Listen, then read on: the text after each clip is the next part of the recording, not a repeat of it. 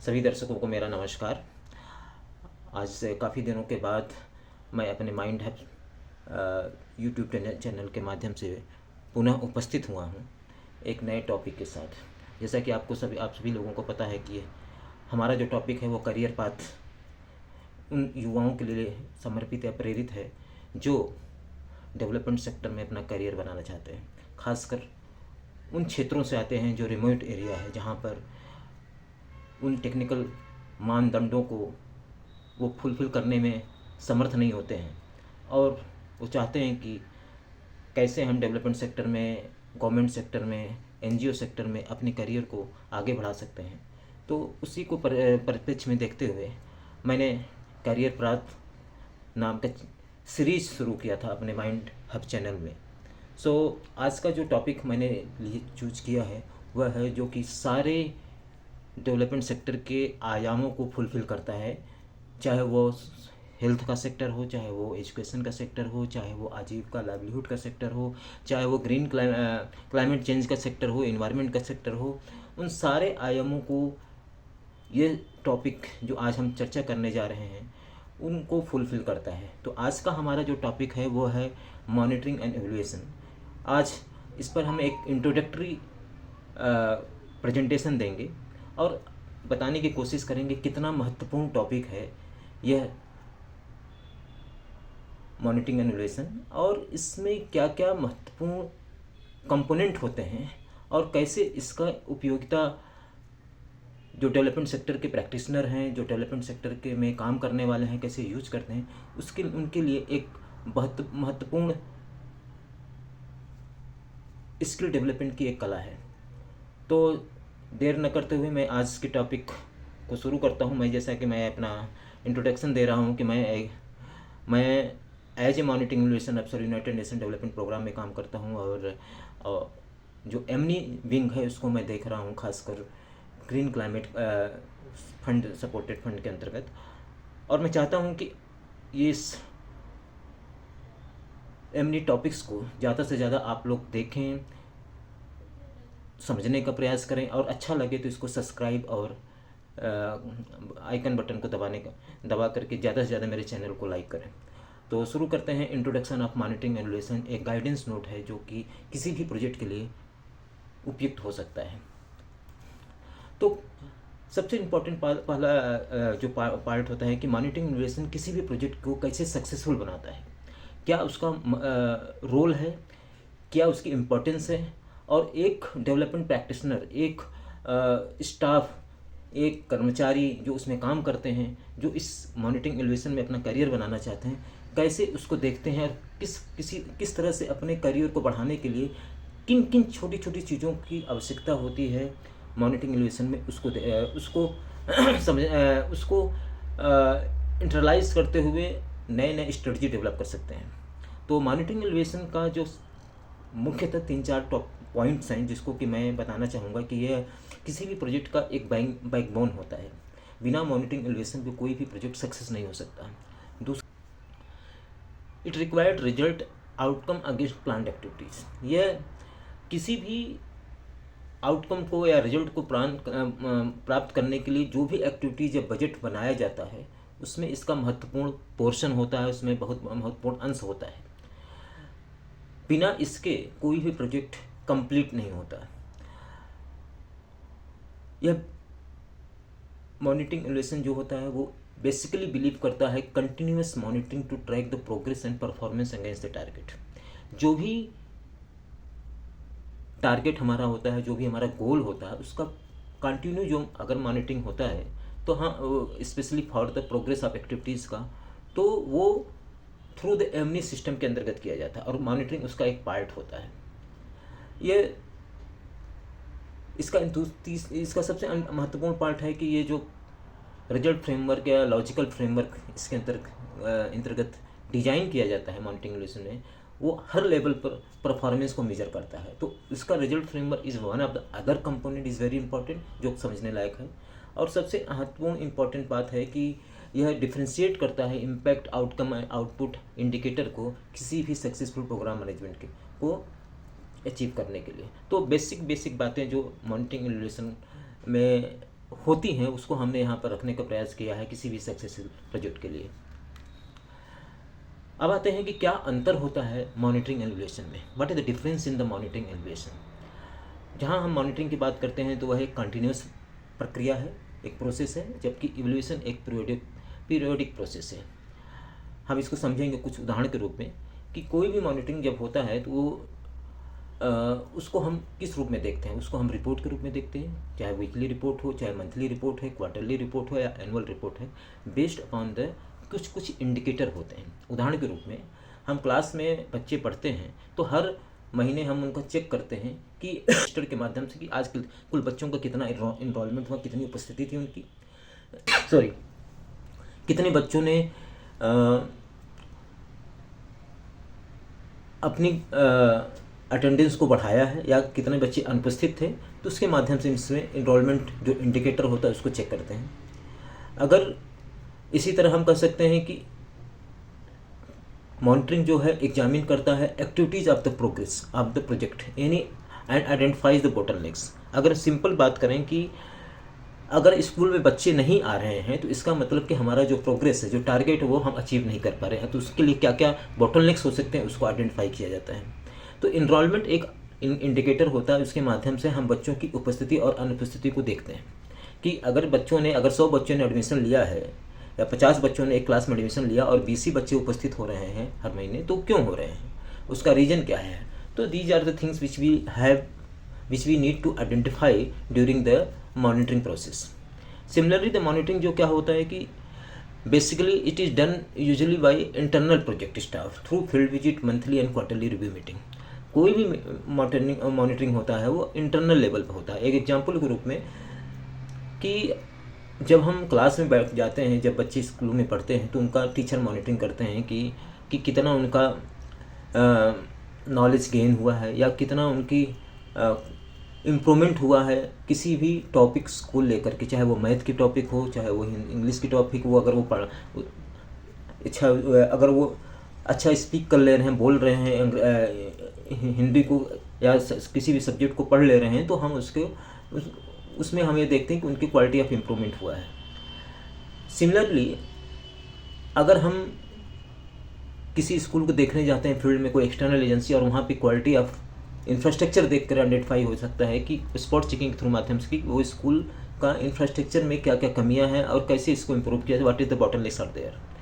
अगर स्कूल में टॉयलेट है या नहीं है, या बच्चियों की टॉयलेट्स अलग अलग हैं, ये these are the things which is we need to identify through the monitoring process. Monitoring के अंतर्गत हम लास्ट में हम कह सकते हैं कि मॉनिटरिंग के अंतर्गत हम मल्टीपल पॉइंट ऑफ डेटा का कलेक्शन करते हैं। इट इज़ वेरी इंपॉर्टेंट, चाहे वो रिपोर्ट के माध्यम से हो, चाहे वो स्पॉट चेकिंग के माध्यम से हो, चाहे वो व्हाट्सएप के माध्यम से हो, चाहे वो डिस्कशन के माध्यम से लोगों से बात करने को देख करके है कि, या सेकेंडरी डेटा सोर्स के माध्यम से उनकी जो अटेंडेंस सीट होती है, उनका जो एनुअल इम्प्रूवमेंट सीट होता है, उसको देख करके हम मॉनिटरिंग का स्कूल की इम्प्रूवमेंट को अंदाज़ा लगा सकते हैं, जो कि मॉनिटरिंग का अंतर्गत आता है। और बेसिकली हम इसमें ज़्यादातर क्वांटिटिव डेटा को देखते हैं। क्वांटिटी मतलब कि नंबर्स में देखते हैं। उदाहरण के रूप में जैसे मैंने अभी बताया कि अगर 50 बच्चे का एक क्लास में एडमिशन, उसमें 20 बच्चे ही अगर पार्टिसिपेट कर रहे हैं या 25 बच्चे ही आ रहे हैं, तो इसका मतलब हमारा जो इनरोलमेंट रेशियो था वो ओनली मात्र 50% अचीवमेंट है। So this is the one of the monitoring example. Now I will come to the evaluation part. Evaluation जो होता है वो पीरियोडिक प्रोसेस होता है और उसके अंतर्गत हम 3 तरह की चीज़ों को देखते हैं, बेस लाइन सर्वे, मिड लाइन सर्वे और फाइनल ईयर। एक एग्जांपल के रूप में हम समझ सकते हैं कि जब भी कोई बच्चा स्कूल में जाता है तो उसका एक बेसिक टेस्ट होता है एडमिशन से पहले, जिसको कि हम बेस लाइन बात करते हैं कि वो बच्चा किस लेवल पे है, ये हम समझते हैं। और जब बच्चा एडमिशन हो जाता है और जब वो 1 साल पूरी पढ़ाई करता है तो उसका एग्ज़ाम होता है और वो एग्ज़ाम एक्सटर्नल लोग लेते हैं। कभी जैसे बोर्ड का एग्ज़ाम हुआ तो बाहरी एक्सटर्नल कॉपी जांचने के लिए बाहर जाता है, तो हमारा वो इवैल्यूएशन का पार्ट होता है। मॉनिटरिंग जहाँ इंटरनल लोग असेस करते हैं, वहीं इवैल्यूएशन में हमारा एक्सटर्नल पर्सन हमारे परफॉर्मेंस को इवैल्यूएट करते हैं। तो similar kind of the things is not for the only the education sector, but same kind of the things which we can use monitoring evaluation part in the health sector, climate change sector, environment sector, livelihood sector, and other whatever be another sector we can use in the monitoring and evaluation concept. Similarly हम कह सकते हैं कि एवल्यूएशन जो basically 3 या 4 चीज़ों पर focus किया जाता है, वो चाहे वो जो भी प्रोग्राम चल रहा है उसके रेलेवेंस पे, उसकी कितना वो रेलेवेंस है उस पर्टिकुलर एरिया में, उस पर्टिकुलर क्लाइंट के लिए, उस पर्टिकुलर स्टेक होल्डर, वहाँ के लोग जो लोग हैं बेनिफिशरीज, उनके लिए कितना रेलेवेंट है वो प्रोजेक्ट। दूसरा है एफिशिएंसी, कि जो लोग इसमें बेनिफिशरीज होंगे वो कितना एफिशिएंट उसको उस प्रोजेक्ट को या किसी भी कार्य को लेने के लिए कितने सक्षम है, उसमें हम देखते हैं। या जो हमारे प्रोजेक्ट स्टाफ हैं जो इसमें इन्वॉल्व हैं उनकी क्षमता कितनी है इसको आगे इसको कंटिन्यू करने में। दूसरा, आफ्टर द इंटरवेंशन कोई भी कार्य होता है तो इवैल्यूएशन हम उसके इफेक्टिवनेस को देखते हैं, उसके प्रभाविता को देखते हैं कि उसमें कितना इम्पैक्ट डाला है किसी भी प्रोग्राम को चलाने में। फॉर एग्जांपल कि अगर हम एजुकेशन का किसी स्कूल में बच्चे में एडमिशन लिया, वहाँ पर बच्चे 50 बच्चे पढ़ रहे हैं, तो हम ये देख सकते हैं कि अगर उनकी क्वालिटी नहीं इम्प्रूव हुई तो कहीं ना कहीं हमारे टीचर की ट्रेनिंग में कमी है, या हमारा क्वालिटी ऑफ एजुकेशन में कमी है, या जो टीचर हैं उस गुणवत्ता के मानक के रूप में नहीं है, या हमारे कोर्स करिकुलम में कहीं कोई कमियां हैं जिसको कि हम इम्प्रूव कर सकते हैं। तो these are the part of the evaluation, basically relevance, efficiency, effectiveness and lastly है सस्टेनेबिलिटी। ये कंटिन्यू होना चाहिए। अगर हमारा सपोज करिए 1 साल अच्छा रिजल्ट आ रहा है, दूसरे साल खराब हो रहा है, फिर अगले साल अच्छा आ रहा है, this is not the sustainability, it is the inconsistency. तो इवैल्यूएशन कहीं ना कहीं हम के थ्रू माध्यम से हम देखते हैं कि वो जो प्रोजेक्ट चल रहा है वो कितना इफेक्टिव है, रेलेवेंस है, सस्टेनेबल है और एफिशिएंट है for the achievement of the our target. Third point जो है इवैल्यूएशन के अंतर्गत आता है कि बेसिकली इवैल्यूएशन जो होता है वो done by the external members. जैसे हमने अभी देखा मॉनिटरिंग में कोई भी मॉनिटरिंग होता है तो इंटरनल स्टाफ द्वारा किया जाता है, वहीं इवैल्यूएशन जो है एक्सटर्नल पर्सन या एक्सटर्नल मेंबर द्वारा इसको असेस किया जाता है किसी भी एक्टिविटी को। सब कभी कभी हम इंटरनल मेंबर के द्वारा भी इवैल्यूएट कराते हैं अपने एक्टिविटीज़ को, अपने अचीवमेंट को, अपने जो भी हमने परफॉर्मेंस किया है। और फाइनली अगर हम इसमें बात करें कि अगर डेटा क्वालिटी की बात करें तो इसमें जो डेटा कलेक्शन होता है बहुत साइड होता है, क्वांटिटी एंड क्वालिटी दोनों तरह के डेटा कलेक्ट किया जाते हैं। क्वांटिटेटिव में जहां हम नंबर्स देखते हैं, वहीं क्वालिटेटिव में हम लोगों के नैरेटिव को देखते हैं, उनकी उसमें हम ये देखने की प्रयास करते हैं कि उन्होंने कितना इम्प्रूवमेंट किया है उनके बातों से, उनके रिफ्लेक्शन से, उनके एटीट्यूड से, और whatever we they have gain we can documented in our report, and that this is the report should be as a final report of the evaluation. That is the important part of the monitoring evaluation. So what is the difference of the monitoring evaluation? This is covered in our this slide. Now I will come on the what is the monitoring evaluation system in the project. कोई भी project हो, चाहे वो health का project हो, चाहे वो education का प्रोजेक्ट हो, चाहे वो क्लाइमेट चेंज का प्रोजेक्ट हो, चाहे वो सड़क बनाने का परियोजना हो, कोई भी प्रोजेक्ट होता है उसमें मॉनिटरिंग इवैल्यूएशन जो सिस्टम होता है उसका बहुत ही अहम रोल होता है। तो हमने यहाँ पर आप देख सकते हैं इसमें हमने मॉनिटरिंग इवैल्यूएशन को एरो के माध्यम से दिखाया है कि कोई भी सिस्टम कैसे काम करता है। तो सबसे पहले अगर मॉनिटरिंग इवैल्यूएशन सिस्टम की बात करें तो इसके अंतर्गत प्रोजेक्ट डॉक्यूमेंट तैयार होता है, उसमें रिसोर्सेज होते हैं, वो चाहे वो रिसोर्सेज ह्यूमन रिसोर्स हो, फाइनेंशियल रिसोर्स है, टेक्निकल एंड रिसोर्सेज हों, वो सारी चीज़ें हम इसको देखते हैं। टेक्निकल इंस्टीट्यूशंस होते हैं, इक्विपमेंट्स होते हैं बहुत सारे, चाहे weather it is the IT management related या सॉफ्टवेयर इक्विपमेंट की बात करें, आजकल सर्विस सीटीओ जैसे डेटा कलेक्शन की बात है, इक्विपमेंट है, उसको यूज़ कर सकते हैं। तो these are the part of the M and E system. जब भी हम कोई एमनी सिस्टम, कोई भी प्रोजेक्ट को मॉनिटरिंग इवैल्यूएशन सिस्टम को प्रोजेक्ट में इनकॉर्पोरेट करना चाहते हैं तो क्या क्या उसके आयाम हो सकते हैं, क्या क्या उसके पहलू हो सकते हैं, उसमें हम यहाँ पर पहला जो है वो है मॉनिटरिंग इवैल्यूएशन सिस्टम के अंतर्गत डॉक्यूमेंट होना चाहिए, प्रोडक्ट डॉक्यूमेंट, रिसोर्सेज होना चाहिए, इक्विपमेंट होना चाहिए। उसके बाद उसके नीचे आता है monitoring evaluation plan. It is very important in terms of the, क्योंकि कोई भी एमनी प्लान के हम किसी भी प्रोजेक्ट की प्रोग्रेस को असेस नहीं कर सकते। और इसके लिए क्या करना पड़ेगा, इसके लिए हमें स्टैंडर्ड ऑपरेटिंग प्रोसीजर बनाना पड़ेगा, गाइडलाइन बनाने पड़ेंगे, इसके लिए हमें रिजल्ट फ्रेमवर्क तैयार करना पड़ेगा, एनुअल वर्क प्लान तैयार करना पड़ेगा, मल्टी ईयर वर्क प्लान तैयार करना पड़ेगा, वो सारी चीज़ें इसमें शामिल होती हैं। और फाइनल पॉइंट है जो है रिपोर्टिंग एंड डेटा मैनेजमेंट। अगर हम रिपोर्टिंग एंड डेटा मैनेजमेंट की बात करें तो it is essential for any project.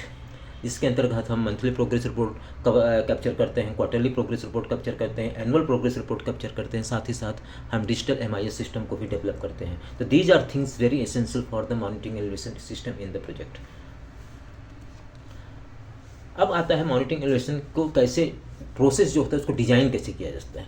तो कोई भी मॉनिटरिंग इवैल्यूएशन बेसिकली बेस्ड जो काम करता है वो रिजल्ट बेस्ड मैनेजमेंट का काम करता है। और रिजल्ट बेस्ड मैनेजमेंट क्या करता है? रिजल्ट बेस्ड मैनेजमेंट 3 पार्ट में होता है।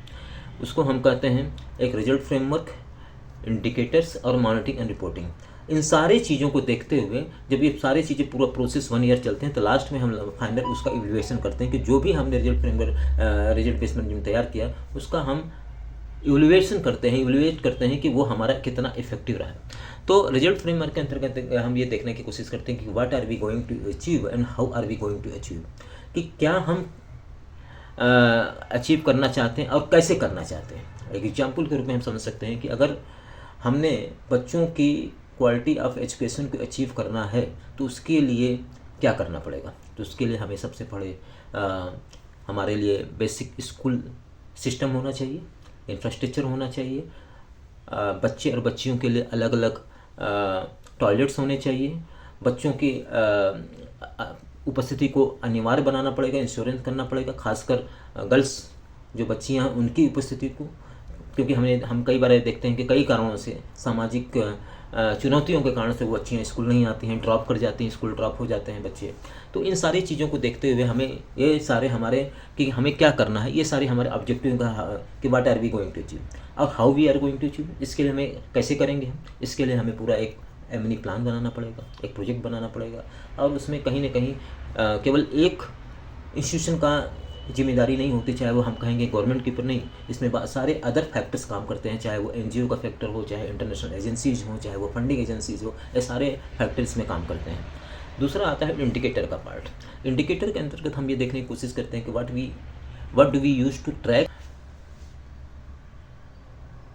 तो मैं ये बता रहा था कि जो इंडिकेटर्स पार्ट होता है उसमें बेसिकली हम ये देखने की कोशिश करते हैं कि जो भी इंडिकेटर होता है कि उसको कैसे मेजर किया सकते। फॉर एग्जांपल कि एक इंडिकेटर है इनरोलमेंट रेशियो, कि कितने बच्चे, अगर 50 बच्चों ने एडमिशन लिया उसमें कितने बच्चों का 100% इनरोलमेंट उनका है कि नहीं है, यानी 50 बच्चे ने एडमिशन लिए तो क्या 50 बच्चे क्लास में उपस्थित हो रहे हैं। This is the one of the indicator. Similar kind of the indicator की drop out ratio. Drop out मतलब अगर उसमें से 50 बच्चे ने एडमिशन लिए हैं तो उसमें कितने बच्चे स्कूल छोड़ दिए हैं बीच में, या कितनी बच्चियों ने स्कूल छोड़ दिया। These are the indicators, very important indicators.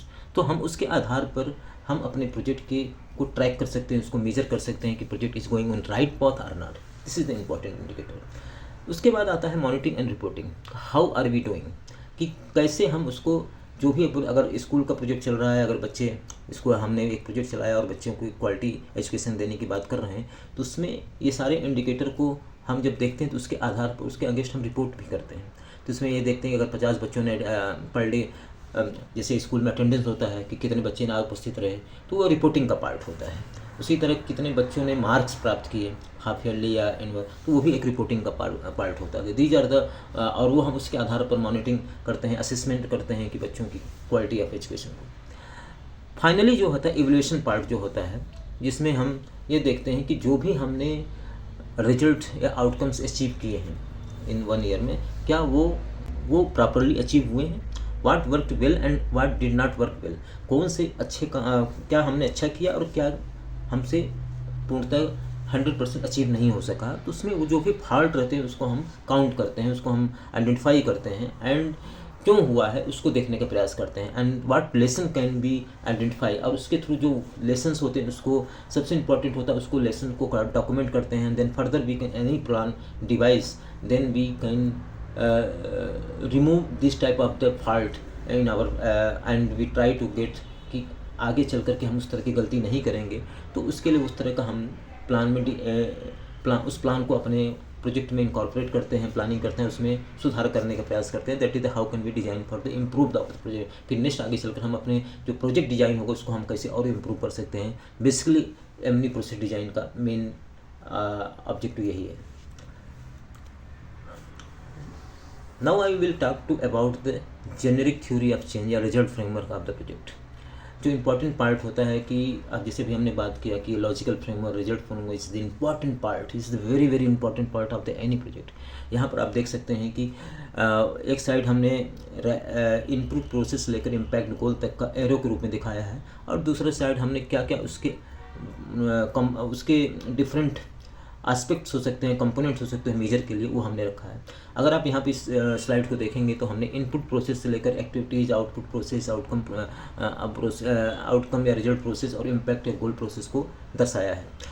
अगर हम एक एग्जांपल ग्रुप में चलें कि इनपुट प्रोसेस में क्या हो सकता है, कि इनपुट प्रोसेस में सपोज करो कि हम कोई स्कूल का प्रोजेक्ट है और हमने टीचर को ट्रेनिंग दिया कि कैसे बच्चों को बेहतर शिक्षा मिल सके, उसके लिए टीचर ट्रेनिंग प्रोग्राम किया और उनके उसमें करिकुलम जो होता है, ट्रेनिंग करिकुलम होता है, उसको डिज़ाइन किया गया, उसमें उनको इनपुट दिया जाता है। ये these are the input parts for the training part, is the input for the teachers कि बेहतर उसके बाद एक्टिविटीज़ में आता है कि फिर कि क्या कि नंबर ऑफ एग्जाम्पल ग्रुप में अगर हम इसको कोई भी एक्टिविटीज़ हो रही, चाहे क्लासरूम एक्टिविटीज़ हो रही है या हमारा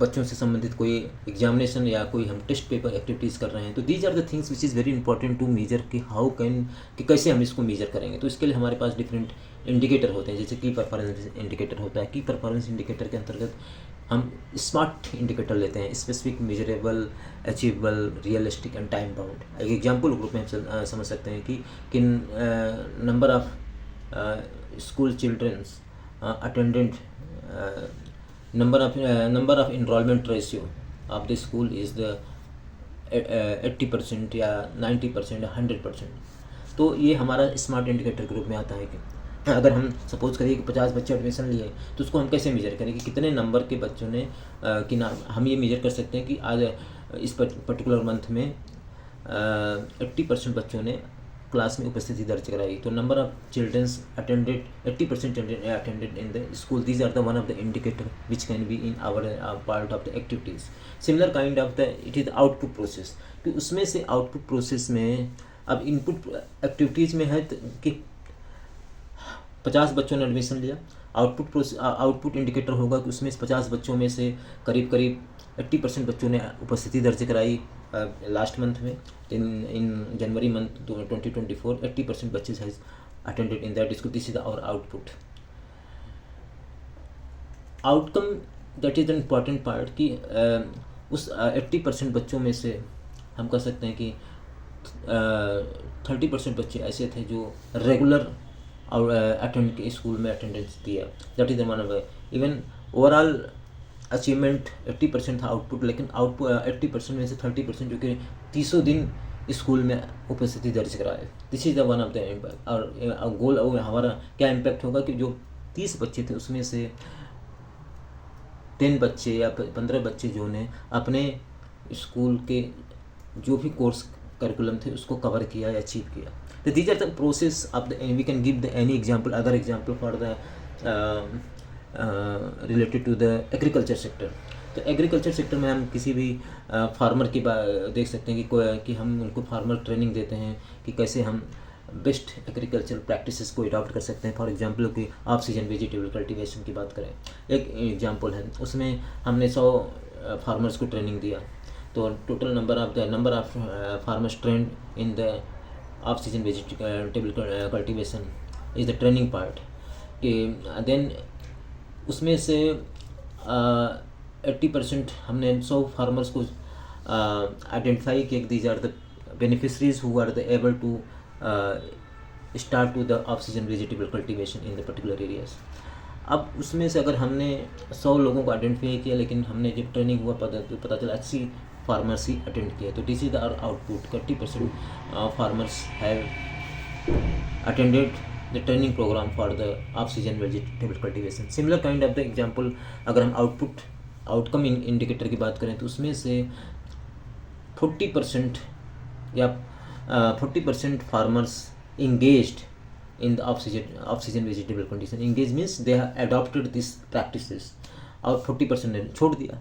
तो हमारा आउटकम क्या होगा? 40% आउटकम। और उसमें से हमने ये पाया कि 40% में से 30 ओनली 50%, 15 फार्मर थे जिनका इनकम जो है, या 20 फार्मर्स का इनकम जो है वो जो पहले से 3 times more they are earning. So this is our impact goal, their quality of life improve.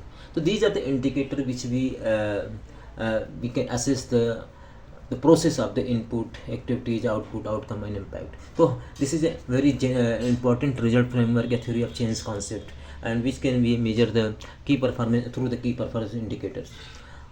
इसमें हम बेसिकली देख सकते हैं कि क्या मीन्स ऑफ वेरिएंस की प्राइमरी या सेकेंडरी डेटा सोर्स क्या था, year wise target and achievement को देख सकते हैं, रिस्पॉन्सिबिलिटी ऑफ स्टाफ और फोकल पर्सन की बात कर सकते हैं, और एजम्पशन एंड रिस्क को भी आइडेंटिफाई किया सकता है.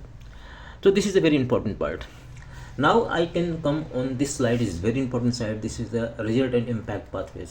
अगर हम रिजल्ट एंड इम्पैक्ट पाथवेज की बात करें तो कोई भी रिजल्ट सडनली हम अचीव नहीं कर सकते, वो ग्रेजुअली अचीव होता है. पहले हम एक्टिविटीज़ के माध्यम से हम कर सकते हैं कि रिजल्ट अचीव हुआ, देन इनिशियल आउटकम होता है, इमीडिएट आउटकम होता है, फिर फाइनल आउटकम होता है, फिर लॉन्ग टर्म सस्टेनेबिलिटी जिसको हम बात कर सकते हैं. तो उसको हम इस स्लाइड के माध्यम से दर्शाए हैं कि अगर कोई भी एक्टिविटी है, suppose women community saving groups है किसी एरिया में, सेल्फ हेल्प ग्रुप, जैसे आप जानते होंगे कि self help group is one of the important activities. महिलाओं का एक ग्रुप होता है, उनको सरकार लोन देती है विदाउट एनी गारंटी के. ये एक प्रोविज़न है जिससे कि वो अपने लिए कोई भी इनकम जनरेशन या माइक्रो एंटरप्राइज डेवलपमेंट एक्टिविटीज़ शुरू करते हैं, चाहे वो डेयरी का एक्टिविटीज़ हो, चाहे ग्रोसरी का हो, चाहे जो भी यानी online on farm and off farm type का एक्टिविटी शुरू कर सकते हैं. तो उसके लिए क्या करना पड़ेगा? तो उसके लिए हमें वुमेन कम्युनिटी सेविंग ग्रुप को आइडेंटिफाई करना पड़ेगा. उसमें एक that is the one of the our result. उसके अलावा उनके एनहांस हम उनके स्किल को डेवलप कर सकते हैं कि वो बेहतर तरीके से कैसे कम्युनिटी जो है कोई भी एक्टिविटी शुरू करती है तो उसके लिए ट्रेनिंग की ज़रूरत पड़ेगी. चाहे वो सपोज करिए कोई पापड़ बनाने की, चिप्स बनाने की कोई काम करना शुरू करते हैं तो उसके लिए उनको ट्रेनिंग दिया जा सकता है कैसे पापड़ बनाया जाए, तो उसमें क्या क्या बेसिक एमिनिटीज़ की ज़रूरत पड़ेगी, उसमें इन्वॉल्व होना पड़ेगा. और देन उसमें से कितने लोग इंटरेस्ट हैं, कितने लोग कितने लोगों को इंटरेस्ट नहीं है, वो आइडेंटिफाई करना पड़ेगा. एंड देन उसका बैंक लिंकेजेस कराना पड़ेगा. देन हम कर सकते हैं कि फिर further we can provide to the livelihood options for the different things. तो this is the programme activities implementation at the initial level achievement. हम इसको रिजल्ट के रूप में देख सकते हैं. दूसरा आता है इनिशियल आउटकम की बात करते हैं तो उसमें हम जैसे मैंने कहा फर्स्ट कि बैंक लिंकेज कराया, मार्केट एक्सेस कराया, अल्टरनेट सप्लीमेंट इनकम जनरेट किया. This is an important part. और ये एक कैपेसिटी रेजिलियंस कैपेसिटी स्ट्रेंथन के थ्रू हम इनिशियल आउटकम को अचीव कर सकते हैं. थर्ड पार्ट है कि इमीडिएट आउटकम. जो भी रिस्क होते हैं उसको दूर करना, उनके जो चीज़ों हैं उनके अगल बगल हैं. अगर कोई भी एक्टिविटी चल रहा है उसके बहुत सारे रिस्क का इन्वॉल्वमेंट होता है कि सपोज़ करिए कि कोई एक्टिविटी चल रही है, पता चला उसमें मेंबर ही छूट गए, या कोई एक्टिविटी बीच में ही किसी ने उनको पता ही नहीं है और वो due to lack of training, due to lack of ideas, then उन्होंने गलत तरीके से इंटरप्राइज को खड़ा करने का एक तरह से सिस्टम में इन्वॉल्व हुए. तो these are the things which is very important to identify this type of the risk and we can remove this risk for the achieving the our objective. तो इसमें क्या होता है कि reduce the bad response and increase the good response. और very important part है कि कोई भी चीज़ अगर अच्छी रिस्पॉन्स है तो उसको कैसे अडॉप्ट किया जाए, दैट इज़ इंपॉर्टेंट.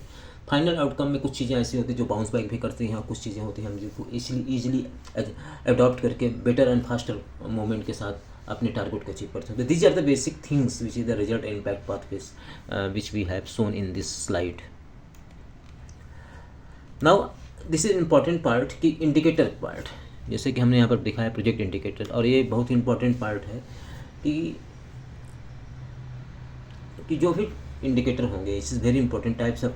कितने इंडिकेटर होंगे, जैसे हमने अभी प्रीवियस स्लाइड में बात किया था 3 या 4 से 5 इंडिकेटर बहुत ही इंपॉर्टेंट होते हैं, जिसमें एक प्रोग्रेस की इंडिकेटर होता है, कंप्लायंस की इंडिकेटर होता है, इफेक्टिवनेस की इंडिकेटर होता है, एफिशिएंसी होता है, प्रोडक्टिविटी की इंडिकेटर होते हैं. तो अगर हम प्रोग्रेस के इंडिकेटर की बात करें तो इसके जो मेजरेबल इंडिकेटर हैं या प्रोसेस है उसको हम इस रूप में देख सकते हैं कि जैसे कि परसेंट हम direct beneficiaries participated in SRI training, SRI means systematic rice certification training. Percent of direct beneficiaries involved in SRI training या indirect beneficiaries involved in SRI training. These are the indicators which is based upon the SMART indicator. इसी तरह compliance indicator की बात करें तो हम इसमें basically major करते हैं डिग्री ऑफ एडरेंस या रेगुलेशन की, कितना जो भी चीज़ें हैं वो कितना अनुपालन हो रही हैं चीज़ें। जैसे बहुत सारी चीज़ें होती हैं, अगर कोई चीज़ भेजा जाता है गवर्नमेंट की तरफ से या कोई भी एक ऑर्गेनाइजेशन किसी चीज़ को भेजती है तो उसका कितना कंप्लाइंस हो रहा है नहीं हो रहा है इंटरनल या एक्सटर्नल लेवल पर, उसमें हम देखते हैं। फिजिकल और फाइनेंशियल रिपोर्ट भी कभी कभी बहुत डिले पहुंचता है। स्टेट से अगर सेंट्रल लेवल से कोई ऑर्गेनाइजेशन काम कर रही है और स्टेट से रिपोर्ट मांगती है तो sometimes it will be delay, sometimes it will be rightly time we achieve, then physical then it will also be counted under the compliance indicator. तीसरा इंपॉर्टेंट है इफेक्टिवनेस, कि कितना जो भी प्रोजेक्ट चल रहा है, जो भी कार्य हो रहे हैं वो कितना इफेक्टिव है। उसके लिए हम देखते हैं कि नंबर ऑफ सर्विस अवेलेबिलिटी कितनी है जहाँ पर हम प्रोजेक्ट चला रहे हैं।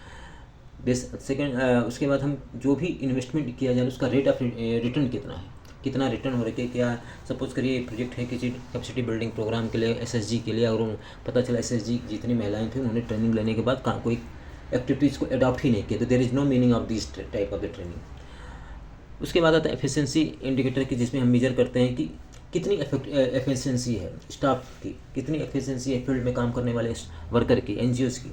तो यहाँ पर हम देखते हैं कि नंबर ऑफ वल्नरेबिलिटी असेसमेंट, कोई भी असेसमेंट है completed in month by the NGOs by the staff, तो उसमें उनकी एफिशिएंसी को हम देखते हैं।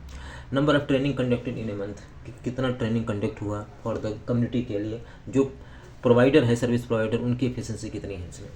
एंड फाइनली है प्रोडक्टिविटी KPI, जो इम्पॉर्टेंट पार्ट है, जिसमें हम ये देखते हैं कि it measure the degree of outcome, कि कितना number of percent of project beneficiary adopted diversified climate resilient adaptive practices. This is one of the example of the indicators any programs, कि कोई भी climate resilient adaptive practices है तो उसमें कितने numbers या कितने % ऑफ बेनिफिशरीज ने इसको अडॉप्ट किया, जिस is the one of the outcome या रिजल्ट इंडिकेटर्स। और जो प्रोडक्टिविटी KPI होता है वो आउटकम या रिजल्ट इंडिकेटर को फोकस करता है। दूसरा है प्रोजेक्ट बेनिफिशरीज है monthly saving, project household rapid low in amount. These are the things which is very important to understand about under the outcome और रिजल्ट इंडिकेटर्स। सो इस slide में हमने ये दिखाने का प्रयास किया है कि कितने टाइप के इंडिकेटर होते हैं और उसकी क्या इम्पोर्टेंस है इन डिफरेंट सेगमेंट में, चाहे वो हेल्थ का हो, चाहे वो एजुकेशन का हो, लाइवलीहुड हो, क्लाइमेट चेंज हो, एग्रीकल्चर हो। तो these are the different segments areas which we need to the design of the indicator separately. अब आता है कि परफॉर्मेंस इंडिकेटर के प्रकार की बात करें तो इसके दो बेसिकली प्रोसेस होते हैं। One of the process output indicator and outcome and result indicator. हम जैसे हमने अभी बताया कि कोई भी इंडिकेटर डिजाइन होता है तो आउटपुट और आउटकम के बेस पे होता है।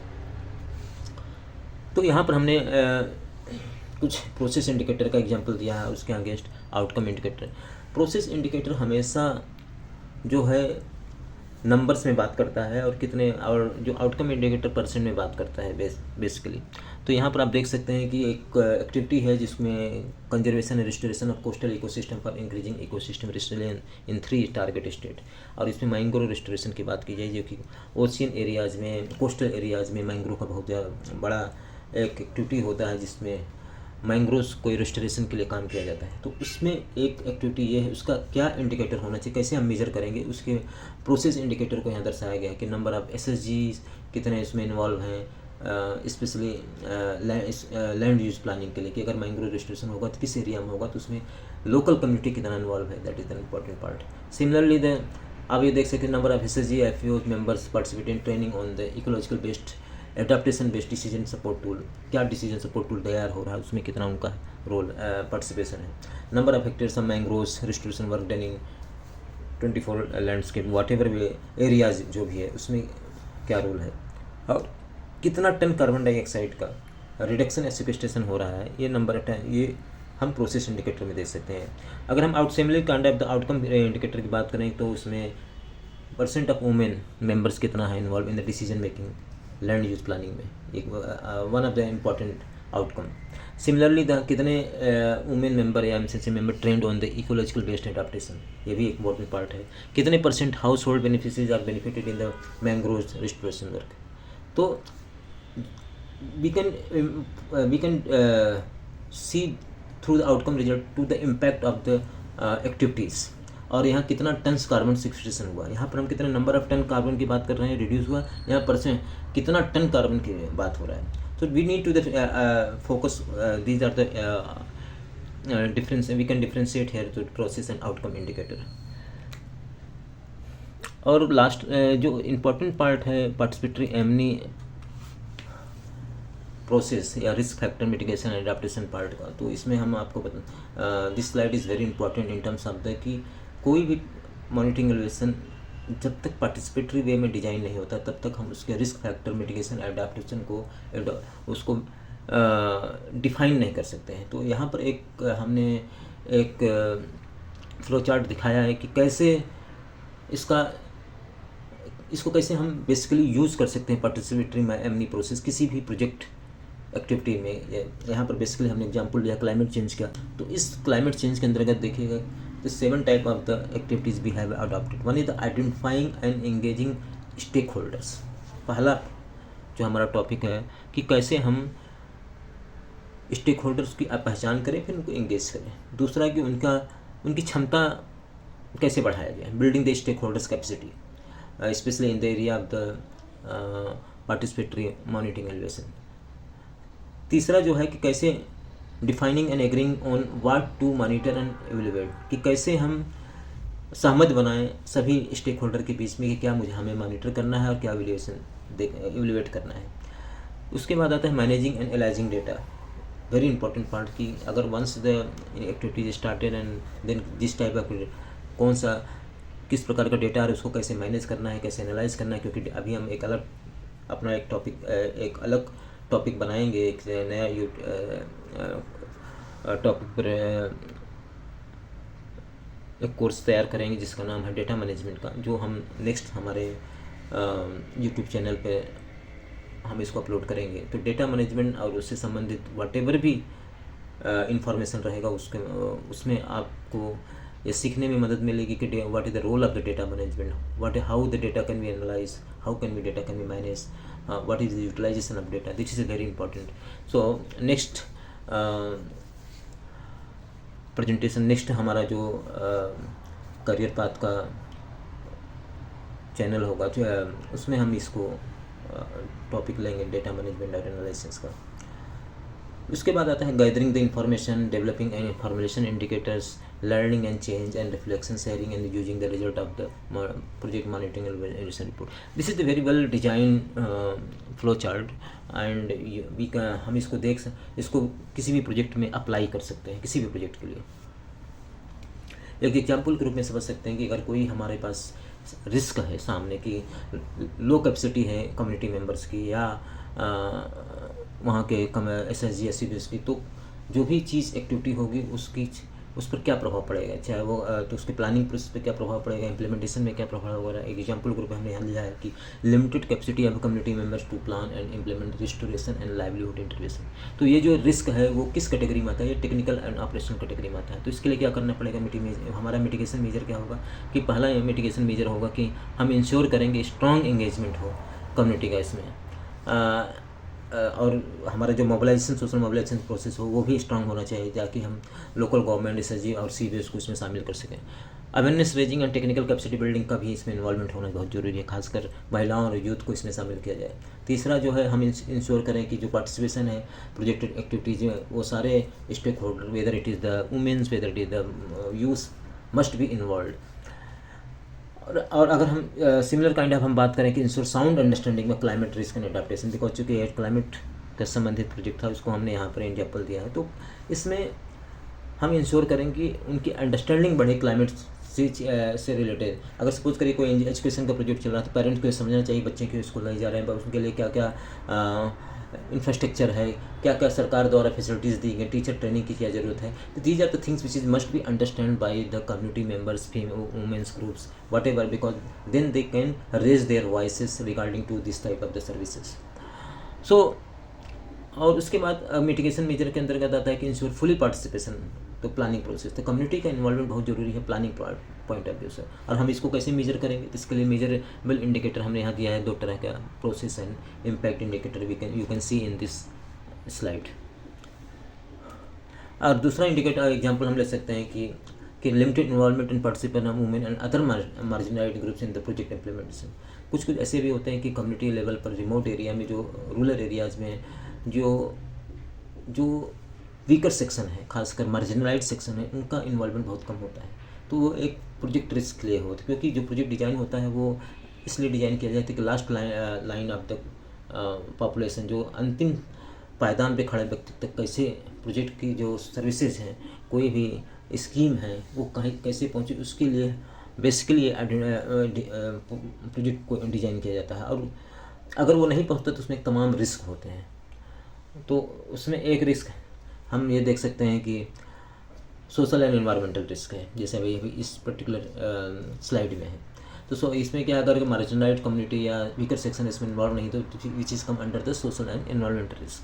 उसके लिए क्या हो सकता है, उसके लिए हमारा मिटिगेशन मेजर होगा strong focus on inclusion of women and socially marginalised group, specially scheduled tribes in planning and implementation of project activities. दूसरा हो सकता है कि continue consultation process with SSG CBOs to guide implementation of project activities targeting women and other vulnerable groups as the primary beneficiaries. तीसरा हमारा mitigation feature हो सकता है कि इंश्योर हम करें कि वुमेन पार्टिसिपेशन इन बोथ को management structure and livelihood opportunities will be actively promoted. Apart from that कि हमारे जो इसके इंडिकेटर होंगे, मेजरेबल इंडिकेटर हो, कैसे करेंगे कि number of women socially marginalised group participated in context of planning and decision making process, कितनी महिलाओं ने, स्पेशली वीकर सेक्शन की, मार्जिनलाइज सेक्शन की, SC ST की महिलाएं ने डिसीजन मेकिंग प्रोसेस में शामिल हुए हैं, ये कितनी महिलाओं ये प्रोसेस कितना अडॉप्ट किया गया है इन एनी एक्टिविटीज़ के लिए किसी भी रूरल एरियाज़ में। दूसरा है कि number of women of socially marginalised groups participate in the project implementation, केवल प्लानिंग प्रोसेस में नहीं है, इम्प्लीमेंटेशन पार्ट में उनका क्या योगदान रहा है, उनका पार्टिसिपेशन क्या है, ये हम इसको इंडिकेटर को मेजर कर सकते हैं। और उससे क्या उनको बेनिफिट हुआ है, अगर कितनी भी जो भी वीकर सेक्शन के महिलाएँ हैं, यूथ हैं या मार्जिनलाइज्ड कम्युनिटी के लोग हैं, उनको इस प्रोजेक्ट से कितना बेनिफिट हुआ है, that is one of the other indicator to we can assess their outcome and impact of the project. So these are the process which we have put in this particular slide. क्या क्या support need होता है किसी भी monitoring relation part के लिए किसी भी प्रोजेक्ट में। तो सबसे पहले कि डेजिग्नेटेड एमनी फोकल पर्सन होना चाहिए स्टेट लेवल पे या किसी भी लेवल पे।